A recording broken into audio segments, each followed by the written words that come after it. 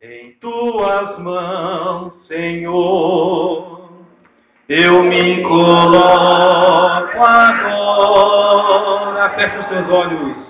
Fala comigo nesta hora em que meu coração anseia ouvir tua voz. Em tuas mãos, Senhor, eu me coloco agora. Fala comigo nessa hora em que meu coração anseia ouvir tua voz. Fala comigo agora. Fala comigo agora. Fala comigo agora, Senhor. Fala comigo agora. Amém. Graças a Deus. Eu creio que Deus nesta noite vai falar conosco. Aleluia. Porque a sua palavra é a sua palavra, né? É aquilo que ele diz, aquilo que ele pensa a respeito de nós, a respeito da vida eterna. Então eu gostaria que você abrisse a tua Bíblia no profeta Jeremias, capítulo número 10, versículo de número 23. Somente este versículo. Glória a Deus. Capítulo de número 10 e verso 23 do livro de Jeremias. Essa palavra me intrigou muito quando a irmã Julieta leu ela domingo aqui. E Deus me deu uma mensagem dessa palavra, nós queremos repartir nesta noite com a igreja. Amém? Os irmãos acharam? É importante, irmãos, nós prestarmos atenção no culto. Eu estava vendo um DVD que o presbítero irmão Otto me prestou dos 30 anos do pastor Humberto. Ele tem algumas pregações e de vez em quando a câmera saía do pastor Humberto e passava no público. Assim. E eu via muitas pessoas conversando entre si. Coisa vergonhosa, né? O pregador pregando e as pessoas conversando como se estivessem em casa. E aí não recebem nada. Ah, mas o culto não foi bom. Então, irmãos, quando nós prestamos atenção no culto, às vezes de uma palavra introdutória, às vezes de uma leitura de oferta, ou um hino que é cantado, Deus te dá uma mensagem para o próximo culto. Então preste atenção sempre no culto, mandamento no culto, até porque muitas vezes Deus fala conosco, não precisa nem ser na mensagem, Deus fala conosco numa oração que é feita, Deus fala conosco num hino que é cantado. E se você estiver prestando atenção no culto, o culto sempre vai ser uma bênção. Amém? Eu estou falando isso não porque você não está prestando atenção. Estou falando isso justamente porque, prestando atenção no culto de domingo, Deus me deu essa palavra. Porque Deus, ele faz isso ali, no meio de um culto, onde às vezes as pessoas foram abençoadas com a palavra pregada, outros são abençoados recebendo uma revelação de uma pregação. Porque Deus age assim, ele tem a sua multiforme sabedoria e ele sabe como trabalhar no meio do seu povo. Então vamos ver, Jeremias, capítulo de número 10 e versículo de número 23, diz assim: Eu sei, ó Senhor, que não cabe ao homem determinar o seu caminho, nem ao que caminha dirigir os seus passos. A versão da irmã Julieta é um pouquinho diferente, mas quando eu lia este versículo nessa versão, me clareou muita coisa. Então eu vou ler de novo. Eu sei, ó Senhor, que não cabe ao homem determinar o seu caminho, e nem ao que caminha dirigir os seus passos. Amém? Pode tomar assento. Glória a Deus. Meus irmãos, a Bíblia está dizendo, por intermédio do profeta Jeremias, que não cabe a nós determinar por onde andarmos. E muito menos, quando estivermos andando, dirigir os passos, seja para um lado ou para o outro. Tudo tem que ser direcionado por Deus. Claro que isso se refere aos crentes, porque o mundo, ele não vive dessa forma. O mundo, a sociedade, nós falamos sobre a sociedade no estudo bíblico sábado aqui, no jejum. Falamos que a sociedade ela é determinada a seguir o seu próprio caminho. Nós falamos aqui que por não ter mais princípios éticos e morais, a sociedade hoje ela vive conforme o indivíduo e não conforme uma totalidade, não conforme o povo. Hoje é difícil alguém ser prefeito numa cidade porque já não lhe cabe mais o direito de administrar a cidade, o povo, pelos princípios, porque os princípios estão caindo por terra. Hoje não existe mais princípios, existe hoje a determinação do indivíduo. Se eu acho bom para mim viver do jeito que eu vivo, não existem princípios que possam reger a minha vida. Se eu acho bom ser homossexual, se para mim isso faz bem, não interessa o que a sociedade diz, a sociedade não pode ser normativa sobre a minha vida neste ponto. Se eu acho bom para a minha vida eu viver uma vida no alcoolismo, ou se eu acho bom na minha vida eu viver uma vida dentro da drogadição, através da química, isso ninguém pode se importar. O que o governo tem que fazer é o seguinte: é olhar para mim como uma pessoa doente e procurar um jeito de amenizar este sofrimento. Hoje, meus irmãos, se a pessoa, por exemplo, adquire o vírus do HIV, o problema não é a pessoa, porque a pessoa está fazendo aquilo que ela acha que é certo. O problema é do governo, é das instituições que não advertiram ou não criaram ainda uma forma, um remédio para que a pessoa que vive na sua vida errada, aleluia, quando ela errar ou quando ela produzir um erro na sua vida e adquirir um problema como este, o governo já tem uma solução para amenizar o problema. Essa é a sociedade que nós vivemos. Na escola, por exemplo, aqui nós temos a irmã Julieta. Qual é a determinação, qual é o ponto de vista ético e moral que existe dentro de uma escola? Não existe.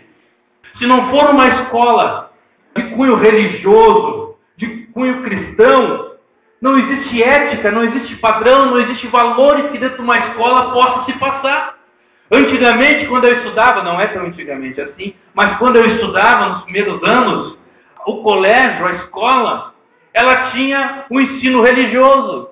Hoje já não se tem mais ensino religioso. Acabou o ensino religioso. Aleluia. Antigamente se ensinava o Pai Nosso, ainda que eu fosse de uma linhagem evangélica, mas a professora ensinava a rezar o Pai Nosso.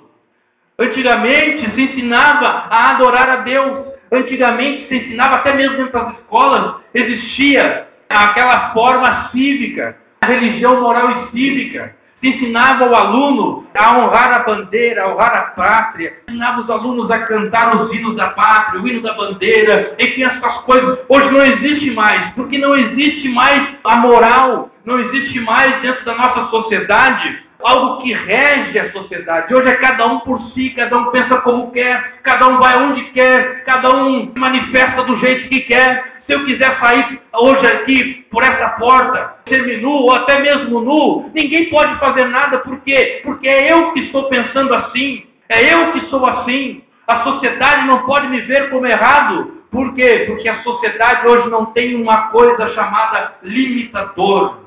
Porque se perdeu as limitações quando o povo, quando o homem, quando a ciência moderna diz que não existe Deus, ou quando a ciência moderna diz que a religião é um fracasso, a religião é uma estupidez, que a religião ela maltrata o ser humano colocando ele debaixo de um jugo, mas isso é mentira, porque o homem não pode viver sozinho, o homem não pode viver sem Deus. Quando o homem decide viver sem Deus, ele vira, aleluia, não mais o homem mais de semelhança de Deus, mas ele vive um animal, e a sua mente racional agora começa a pensar por si próprio e começa a fazer coisas erradas, coisas absurdas, mas a própria sociedade não pode condená-lo, porque Deus foi tirado da sociedade.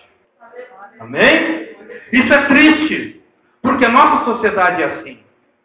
Você não consegue fazer nada que o povo venha entender o plano de Deus, porque Deus foi retirado da mente das pessoas. Hoje elas vivem conforme elas querem.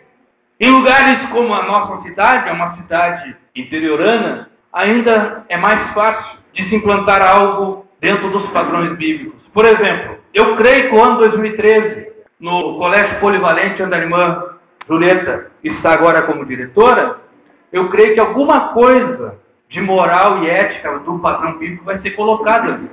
Queira Deus que ela chame o seu pastor para nós darmos palestras dentro da escola, para nós fazermos alguma coisa em prol da sociedade que está em caos. Como professora, ela sabe disso. Os alunos não respeitam nada e nem ninguém. Os alunos não respeitam seus pais. Os alunos não respeitam os professores. Os alunos não respeitam nem mesmo as autoridades. Quantas vezes eu fui ali no colégio para buscar a Priscila na hora da saída, e as crianças, abusavam do guarda, queriam pegar a arma do guarda, e queriam fazer tantas coisas ali. Eu ficava olhando e dizendo: que tipo de sociedade está sendo criada? Quando elas forem adultas, que tipo de pessoa elas vão ser? Porque não existem regras, ninguém mais coloca regras, mas a Bíblia está dizendo: eu sei, ó Senhor, que não cabe ao homem determinar o seu caminho. Não é eu e não é a sociedade que vai determinar o seu caminho. Se quiser viver uma caminhada de felicidade, o homem tem que deixar que Deus guie os seus passos. Aleluia! Foi isso, meus irmãos, que Deus fez com o povo de Israel. Quando aquele povo, Deus chamou e tirou do Egito, a primeira coisa que ele estabeleceu foi 10 regras. 10 regras morais, 10 regras éticas para o povo viver em cima delas. Não era simplesmente um jugo de não pode, mas era sim regras morais para que aquele povo fosse um povo abençoado enquanto trilhasse sobre essa terra.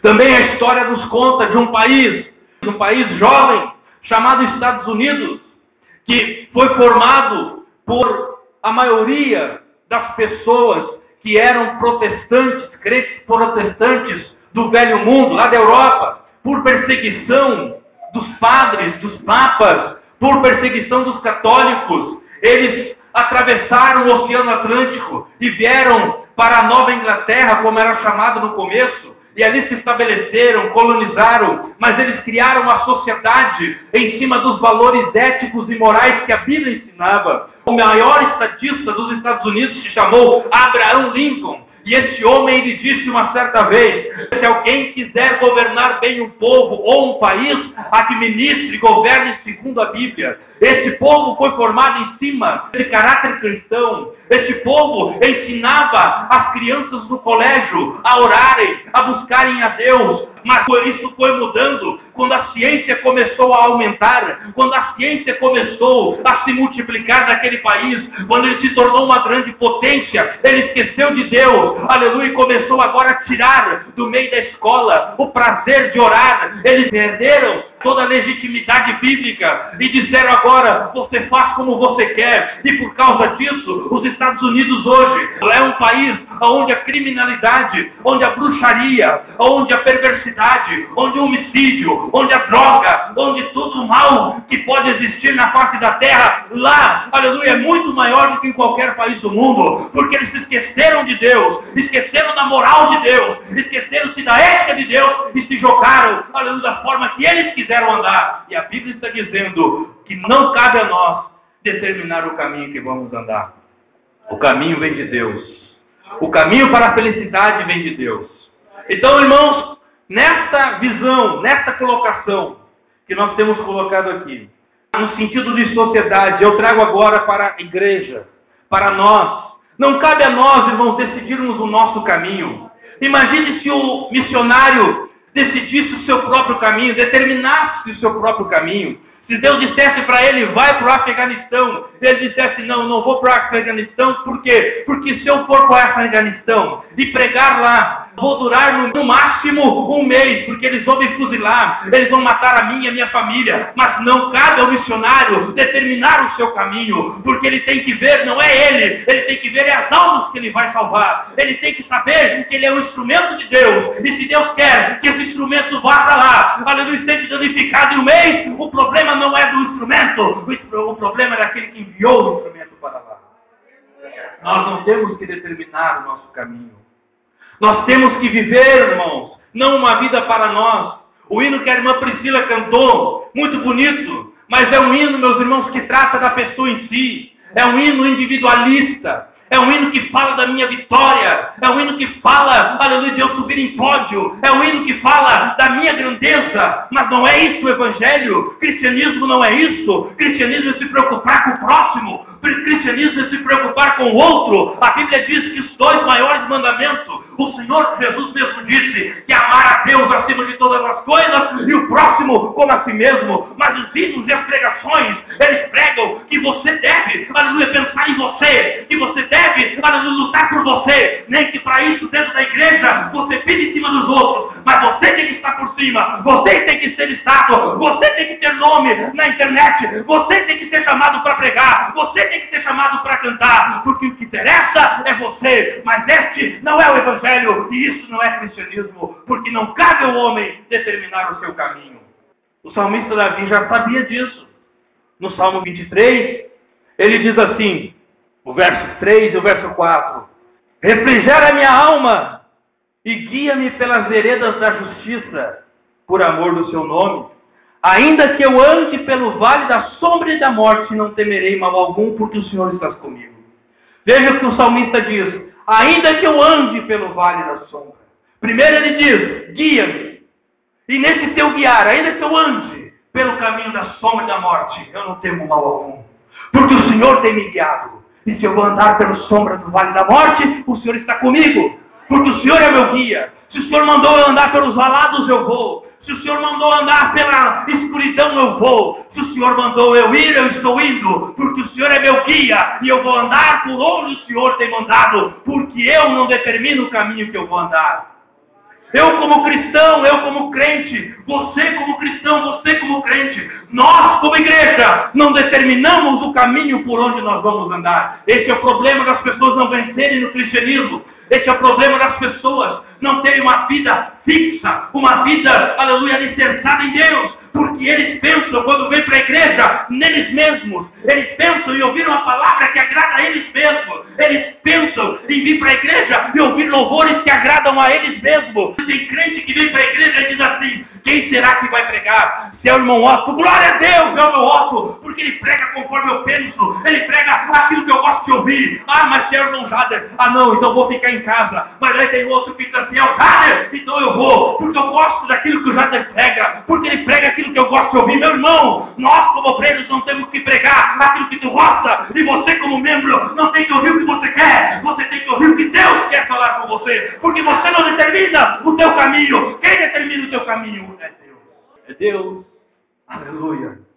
E o Davi sabia, ele disse, guia-me, Senhor. Primeiro ele pede, guia-me.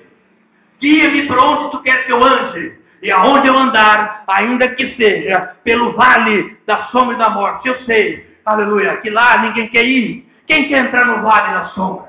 Quem quer entrar no vale da morte? Ninguém. Mas Davi diz, ainda que eu ande pelo vale da sombra e da morte, eu sei que tu estás comigo, porque o Senhor que guia meus passos. Oh, aleluia. Que evangelho diferente este. Que evangelho diferente esse que eu estou pregando hoje para você. Mas esse é o evangelho de Deus. É aquele evangelho que eu não determino o caminho por onde eu vou, mas é Deus que guia os meus passos. E olha a coisa interessante, você já leu o capítulo 11 de João? Todo mundo prega sobre o capítulo 11 de João, em várias partes aqui. Mas tem uma parte do capítulo 11 de João que fica sempre desapercebido. Você quer ver? A Bíblia fala, eu vou ler alguns versículos do capítulo 11 de João, se você quiser acompanhar, abra aí. Abra João, capítulo 11, você vai ver aqui a história que vai ser contada. Eu vou ler com você alguns versículos para chegar aonde nós queremos. Capítulo 11, verso 1. Estava enfermo Lázaro de Betânia, da aldeia de Maria e de sua irmã Marta. Verso 3. Mandaram, pois, as irmãs de Lázaro dizer a Jesus, Senhor, está enfermo aquele que ama. Ao receber a notícia, disse Jesus, esta enfermidade não é para a morte, e sim para a glória de Deus, a fim de que o Filho de Deus seja por ela glorificado. Versículo 6, e grave esse verso. Quando, pois, soube que Lázaro estava doente, ainda se demorou 2 dias no lugar onde estava. Verso 7. Depois disse aos seus discípulos: vamos outra vez para a Judéia. Disseram aos seus discípulos: mestre, ainda agora os judeus procuravam apedrejar-te, e voltas para lá? Respondeu Jesus: não são 12 as horas do dia? Se alguém andar de dia, não tropeça, porque vê a luz deste mundo. Mas se andar de noite, tropeça, porque nele não há luz. Agora versos 14 e 15. Então Jesus lhes disse claramente: Lázaro morreu, e por vossa causa me alegro de que lá não estivesse, para que possais crer, mas vamos ter com ele. Amém? Você já ouviu pregar essa mensagem? O ponto principal dessa palavra, dessa mensagem que muitos pregam, é tirar a pedra. Tira a pedra que recebeu o milagre. Aquelas coisas aí que nós já ouvimos. Mas o que eu vejo aqui, meus irmãos, o que eu vejo aqui é 12 homens que Deus queria ensinar, que eles não determinam os seus passos, que quem guia as suas vidas é Deus. Por quê? Porque Deus tem coisas grandes para nos dar, e se nós guiarmos os nossos passos, nós nunca vamos ver a grandeza de Deus. Nessa passagem, a Bíblia diz que quando, no verso 6, que eu disse para vocês prestarem atenção, a Bíblia diz que quando, pois, soube que Lázaro estava doente, Jesus ainda se demorou 2 dias no lugar onde ele estava. Eu creio que quando Jesus estava demorando por 2 dias para ir para o lugar onde Lázaro estava, os discípulos estavam ali: mas Jesus, vamos Jesus, vamos lá Jesus, vamos visitar Lázaro. E Jesus: não, vou ficar mais um pouquinho aqui. Vamos fazer o seguinte, vamos voltar lá para a Judéia. Mas Jesus, é Lázaro que está doente. Veja, olha a mentalidade dos discípulos. Lázaro está doente. E lá na Judéia acabaram de expulsar nós, então quer voltar para lá. É o meu caminho. É o caminho de Deus. Jesus disse: eu quero voltar para a Judéia. Os discípulos diziam: mas Senhor, é Lázaro que está doente, nós temos que ir para Lázaro. E o Senhor quer voltar para a Judéia, de onde te expulsaram? Queriam te apedrejar? Sim. Só que Jesus não revelou para eles os porquês.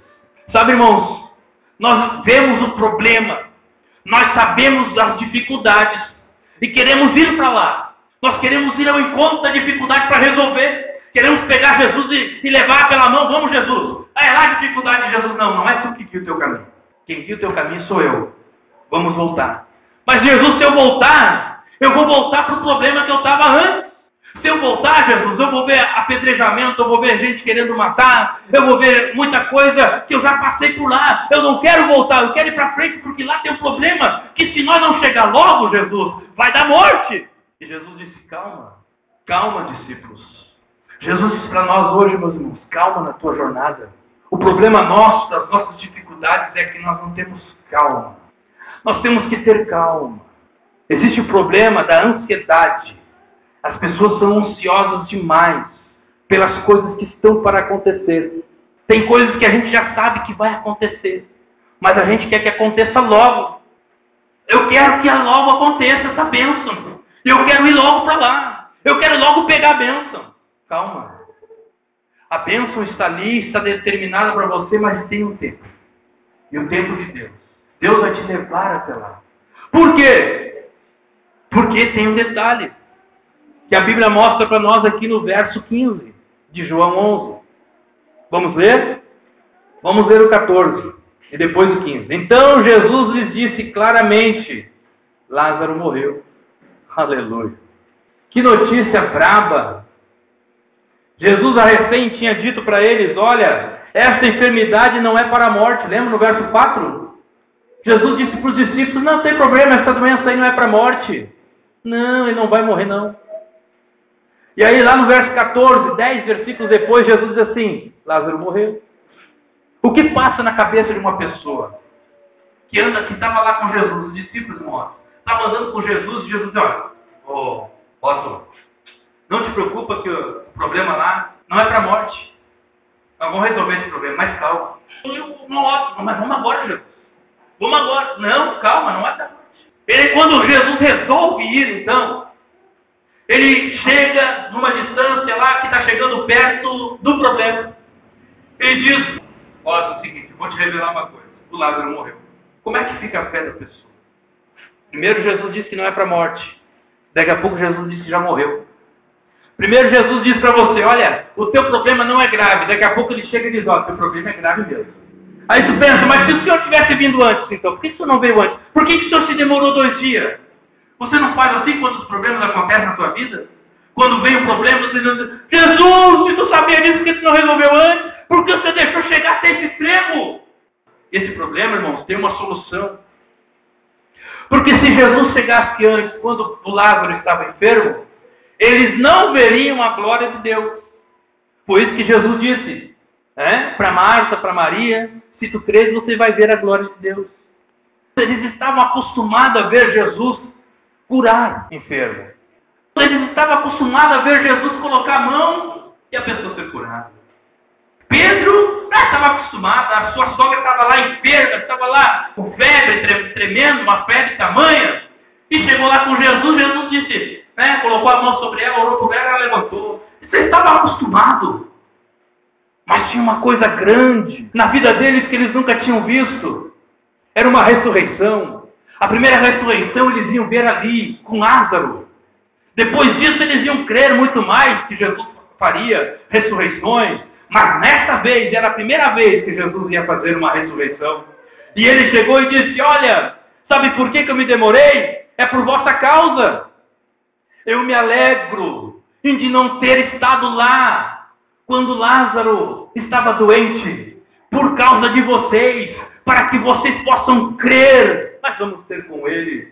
Aleluia! E Jesus então chega, depois de 4 dias de Lázaro estar morto, chega lá, aleluia, todo mundo um alvoroço. E veja bem, meus irmãos, se você ler o capítulo 11, o verso 45, tem uma coisa muito interessante aqui. Veja, enquanto Lázaro estava doente, não tinha alvoroço na cidade. A cidade de Betânia era uma aldeia, era uma cidadezinha pequena, aleluia, com poucos 1000 habitantes. Mas quando eles souberam que Lázaro estava doente, tudo bem, não tinha alvoroço. Mas quando souberam que Lázaro tinha morrido, aí criou-se alvoroço, porque morreu alguém que eles conheciam. E a cidade toda se aglomerou para ver, aleluia, ou para ir, levar as condolências às irmãs de Lázaro, Marta e Maria, para ir lá ver o morto, para ir lá ver mais um funeral, aleluia. E eles foram, se aglomeraram tudo para ver o funeral, se aglomeraram todo, aleluia, para ver aquele homem que estava morto, e Jesus estava vindo. E Jesus chegou lá, já tinha acontecido o funeral, Jesus chegou lá, já tinha enterrado o morto, Jesus chegou lá, aleluia, aquela multidão já tinha se dispersado. Mas quando Jesus chegou, aleluia, as pessoas disseram, olha, Jesus veio, mas ele chegou tarde na situação. Jesus veio, mas a situação já foi resolvida. A morte chegou, eles enterraram Lázaro, Marta e Maria estão lá chorando, mas Jesus chegou. Vamos ver o que ele tem para dizer, agora que está enterrado aquele que ele disse que amava. Aleluia, vamos ver o que Jesus tem para dizer. Aleluia, com esse homem que ele amava tanto, que essa família que ele dizia que amava tanto, mas não veio na hora para resolver o seu problema.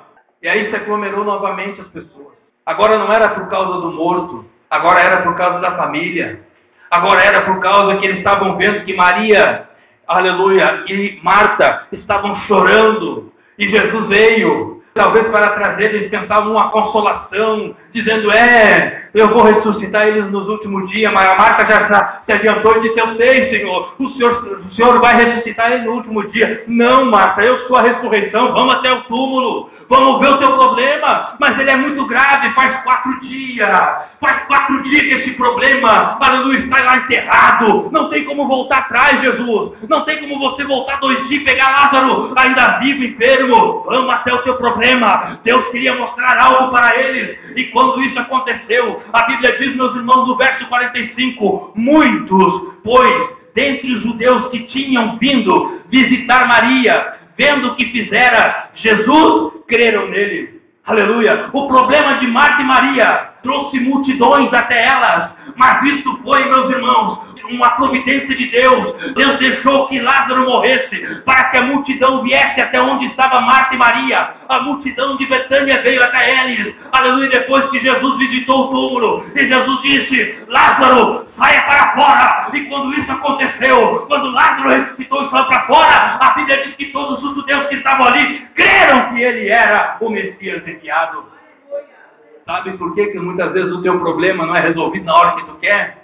Porque Deus deixa ir até o extremo. Deus deixa chegar, aleluia, se amontoar, se aglomerar ao seu redor. Pessoas querendo te consolar, pessoas querendo te ajudar. Você procura um, você procura outro, e as pessoas vão se aglomerando. E você vai pedindo ajuda para um, pedindo ajuda para outro, contando o teu problema para um, contando o teu problema para outro. O teu problema parece insolúvel, o teu problema parece que não vai ter jeito. E as pessoas ficam dizendo, coitada, serve a Deus e Deus não dá jeito. Serve a Deus, esse Jesus que ela tanto fala, olha aí o problemaço que ela tem, nada acontece, Jesus não se move, eu acho que esse Jesus nem existe mesmo. Daqui a pouco, lá no começo da vida de Betânia, aparece ele, e a multidão que você contou o teu problema, ela vê que você recebeu a bênção, recebeu a cura, aleluia, foi abençoado, e aquela multidão toda vê o que Jesus que tu serve existe, aleluia, e através do teu testemunho, essas pessoas são alcançadas.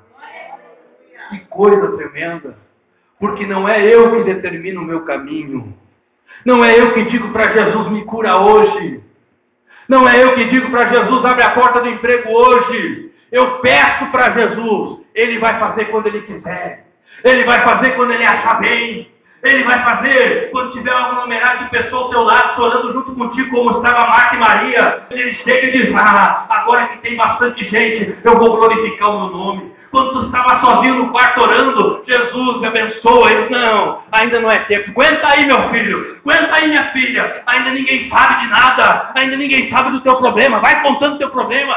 Vai contando o teu problema. Vai chamando as pessoas para te ajudar. Porque ninguém vai resolver. Mas eu vou resolver na hora que tiver todo mundo sabendo. A hora que todo mundo ficar sabendo que o teu problema é insolúvel. Eu faço a obra. Glorifico meu nome na tua vida e salvo muitas pessoas. Aleluia, é assim que Deus age. Deus age pela comunidade. Deus age não só por causa de você. Deus age por causa daqueles que estão ao nosso redor. Deus tem prazer em salvar as pessoas. E você é o agente disto. Você é o agente de Deus nessa terra. Então quando você tiver um problema, aleluia, e não for resolvido no primeiro dia, não pense assim, Deus não está me ouvindo. Deus não está me ouvindo. Deus não está atento a mim, eu oro, já faz uma semana que eu estou orando e nada acontece, já faz um mês que eu estou orando, Deus não resolve o meu problema. É porque você um dia disse assim, Senhor, guia-me pela vereda da tua justiça, e agora você está no vale. Você está no vale. O Davi já dizia, que tu estás comigo, lá no vale. Ou seja, eu estou num problema difícil, Deus está contigo ali. Por que Ele não resolve? Porque Ele quer amontoar pessoas ao teu lado. Pessoas que não conseguem crer em Deus. Pessoas que não conhecem Deus. Pessoas que não conhecem a igreja. Pessoas que não conhecem nada do Evangelho. Eles querem que se amontoem junto de ti. Eles querem que você seja o atrativo. Ainda que seja para debochar do teu problema. Ainda que seja para dizer, olha, viu aí o teu Deus? Olha o problemão que tu tem aí. Viu? Nada acontece. Olha aí, tu está servindo a Deus em vão. Nada está acontecendo na tua vida. Larga esse teu Deus. Larga essa tua fé. Mas aí, quando está essa multidão, que vão lá só para ver. Agora chegou ele. Que cara de pau. Depois de 4 dias, o rapaz morto. Vem ele aí com toda a pompa, dizendo que é o Messias. Ainda manda tirar a pedra. Por que ele não vai e não tira a pedra? Aleluia. Mas quando ele manda tirar a pedra, ele dá o brado e diz, vitória, sai para fora. No meio daquela multidão, no meio daquele povo que dizia que teu Deus não existia, no meio daquela multidão, aquele povo que dizia e blasfemava do teu Deus, blasfemava do jeito de se portar, blasfemava, aleluia, da tua fidelidade, do teu jeito de se portar na presença de Deus. Quando ele brada, a vitória vem! Eles têm que se render, eles se ajoelham e dizem, eu também quero crer nesse Deus. Olha que Deus tremendo, esse Deus não é como o dos outros, que clamam, e nada acontece. Ele clama, demora, mas quando Deus dele chega, aleluia, sai a pedra e ressuscita o morto, a vitória chega, porque esse Deus deles é um Deus verdadeiro. Nós colocamos de pé, oh glória a Deus, não depende de você determinar o teu caminho, depende de Deus guiar o teu passo. Aleluia, ainda que você esteja no vale da sombra da morte, Ele está contigo. Ainda que a morte já tenha chegado, Ele vai chegar depois e vai dizer: Lázaro, sai para fora. Aleluia, basta você deixar Deus dominar a tua vida. Deus, aleluia, guiar o teu passo, meu irmão. Guiar o teu passo, minha irmã. Não deixe você, as suas emoções, os teus pensamentos guiar a tua vida. Deixe Deus. Oh, aleluia, aleluia.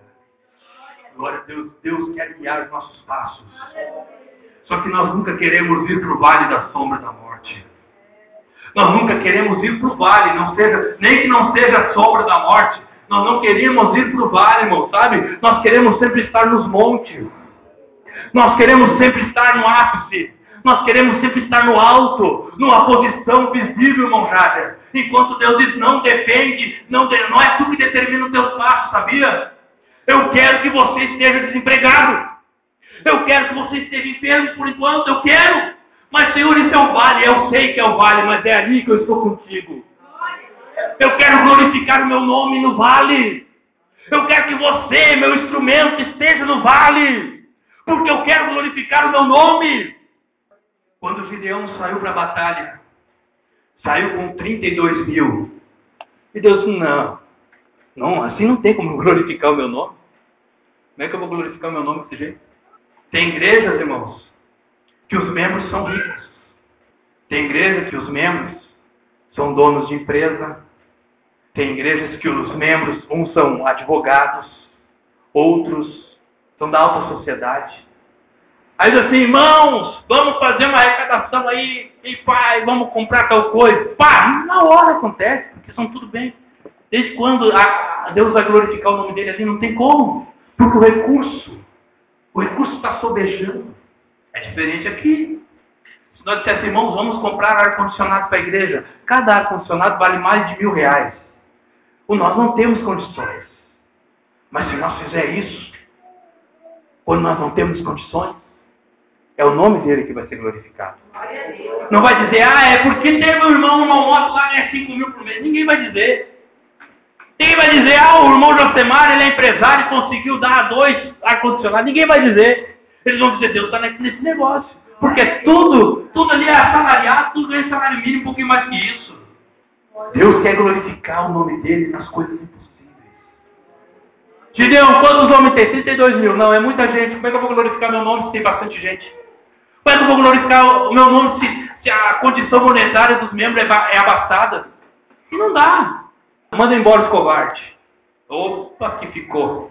Ficou pouco o exército. Quanto ficou ainda? Ficou mais de 800 aí. Mas é muita gente. Nessa batalha é muita gente.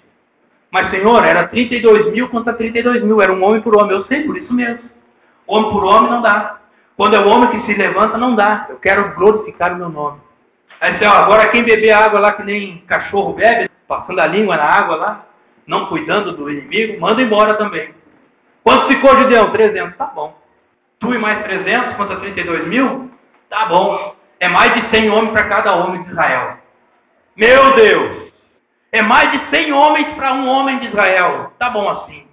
Agora vocês vão para a peleja, porque eu que vou estar lá. Vamos pro vale! Porque eu vou glorificar o meu nome. Quando esta guerra terminar, ninguém vai dizer: o povo de Israel venceu. Vai dizer: o Deus de Israel pelejou por eles. Se você quer assim na sua vida, vem à frente e vamos pedir que Deus guie os nossos passos. Ainda que estejamos no vale, é Ele que vai guiar. Ainda que estejamos no vale, desempregado, enfermo, ainda que as multidões estejam ao nosso redor dizendo: cadê o teu Deus? Espera, Ele vai aparecer. Ele vai aparecer lá no vale. Ele vai te tirar de lá com mão forte e vai glorificar o nome dEle e vai exaltar você também. Em nome de Jesus, vamos orar ao Senhor. Vamos orar ao Senhor. Oh, aleluia. Feche os teus olhos.